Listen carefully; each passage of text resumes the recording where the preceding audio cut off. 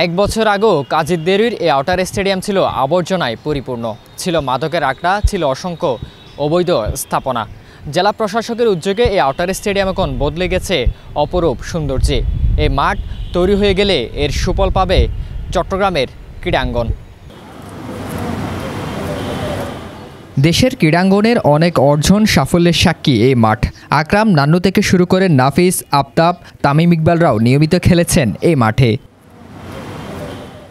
গত ৩ দশক ধরে আউটার স্টেডিয়াম যেন পরিণত হয় জঞ্জালে।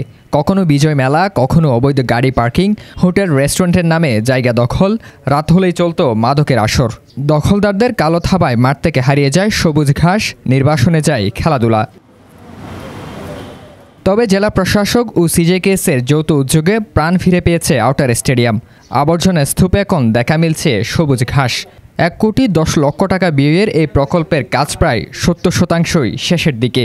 চলতি বর্ষা শেষেই খুলে দেওয়া হবে আউটার স্টেডিয়াম।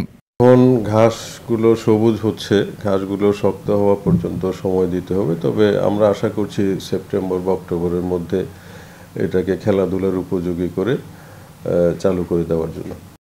১১,০০০ বর্গফুটের এই মাঠে থাকবে ফুটবল টার্ফ, ক্রিকেটের জন্য আলাদা করে নেট প্র্যাকটিস, থাকবে gallery, dressing room, walkway, washroom সহ অত্যাধুনিক সব সুযোগ সুবিধা।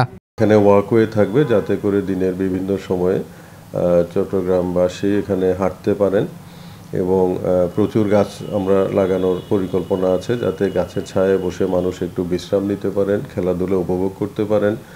ড্রেনেজ ব্যবস্থা থাকবে এবং ক্রিকেটের নেট প্র্যাকটিসের জন্য আলাদা একটা ডেডিকেটেড জোন আছে।